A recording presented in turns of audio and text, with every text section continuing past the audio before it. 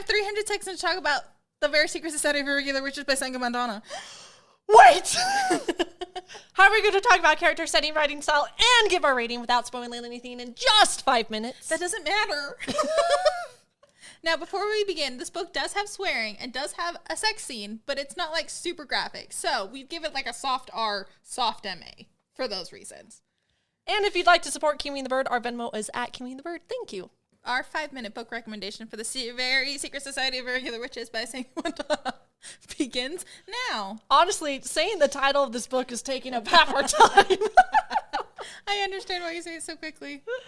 Now, for the synopsis of the book. Mika Moon is a witch and doesn't want to hide it. But according to what she dubs the Very Secret Society of Witches, when you're a witch, you need to hide your magic, even if it leaves you in perpetual solitude. Oh. But the day that Mika receives a strange DM on her social media saying, "Witch wanted," for a tutoring position, something in her gut says that she should accept. Therefore, she ends up at Nowhere House, home to 3 young witches, 2 housekeepers, 1 flamboyant matchmaker, and a devastatingly handsome curmudgeon librarian. At first, Mika is shocked because the rules of magic state the more witches there are, the more chaotic magic becomes. However, upon seeing the girls' close relationships and how far their makeshift family will go to protect them, Mika begins to question everything she's been taught and heal from a past she didn't realize hurt her. But magic doesn't play fair and often uncovers lies.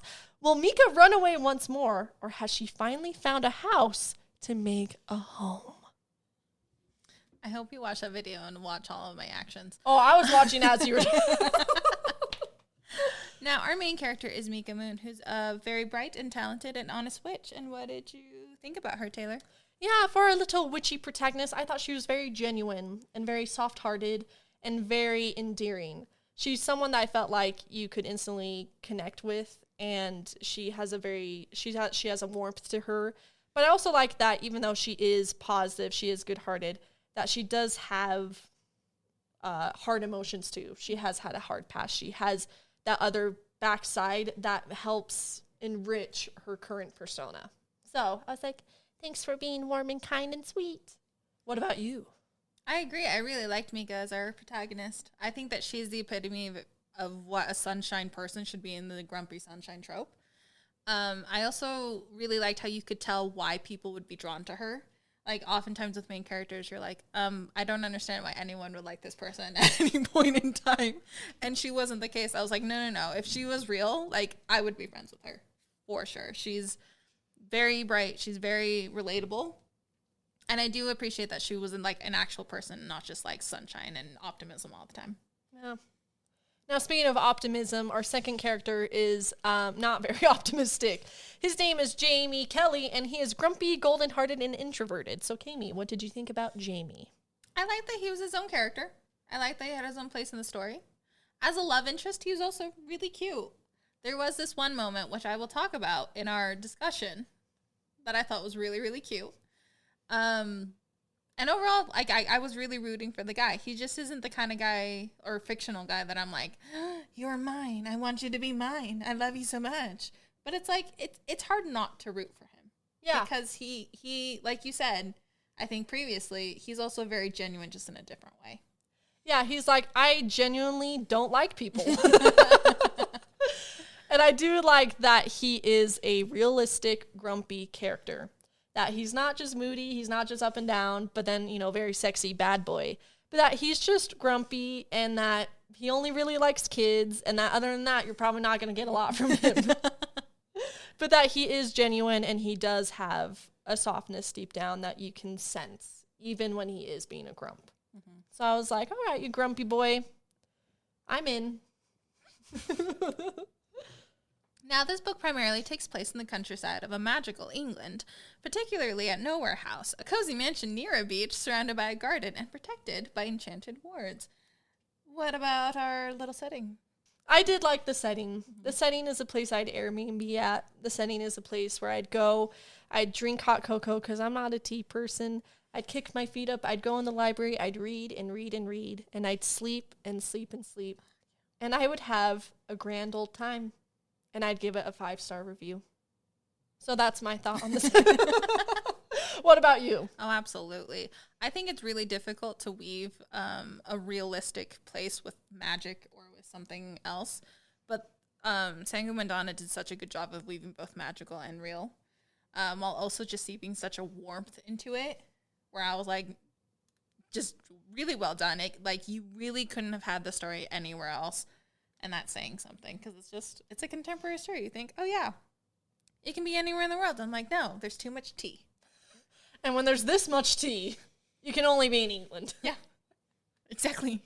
It's an epidemic. Now, moving on to our next topic. Keimi, what did you think about the author's writing style? Honestly, 10 out of 10 for me. It was a very whimsical style that was almost like storytelling. And it's exactly what this book needed. And like with the descriptions that the author gave and with her pacing, like I honestly had zero complaints. Yeah, I felt like this writing style was very charming, very old-fashioned. As the way that I phrased it in our recommendation was like the transatlantic accent, where it's almost like kind of dreamy and very soft. And then Keimi said it's like a narrator. And I'm like, yeah. And it's very comforting and cozy, but still descriptive, where you get a sense of where you are. Mm-hmm. And so I thought it was a very good balance that way. Yeah. We actually don't do favorite things on a I was going to be 5 like, minute. Do we? Oops, delete it. Then our last thing, which, let's be honest, we've gone over 5 minutes, but it's fine, is a rating of the book. Taylor, what would you rate The Very Secret Society of Irregular Witches? I told Keimi, while this story is very precious and very adorable, very warm and very cozy, very charming and very delightful, I'm not typically the biggest fan of contemporaries. However, with that, this story is very likable. If you're looking for a cozy October read that you can read with your socks on underneath a cozy blanket and have a nice drink in hand, this is the book you're going to choose. Mm-hmm. So for myself personally, I'm going to give it a 5.45, which is a feeling my shelf. But just remember that it's not typically my genre. But what about you, Keimi? It is my genre. And because of just like how well I think the whole story just flowed the entire time, with plot, with characters, with world building in a contemporary magical realism setting, I would honestly give this book a 6, which is my first 6 in months. It's a 6, it was literary. And I really enjoyed it. Like it's not often where I find a book where I'm not questioning things at every single point. So the fact that I was just able to enjoy the story was really refreshing. And this book, I think, really does deserve that 6. Again, a 6 is so powerful, guys. We give a 6. I think we give a 6 maybe once or twice a year. That's been more of a trend. We used to give a lot more earlier on. But then we grew cold. Yes, we did. Thank you for joining us for today's 5-minute recommendation. Check out our full 15-minute recommendation on Kiwi and the Bird podcast. Also, be sure to follow us on social media on Instagram, TikTok, Twitter, and more. We go by @Kiwi and the Bird. Join us for our next episode where we discuss the Very Secret Society of Irregular Witches in full detail. And remember, like a library, at Kiwi and the Bird, happens.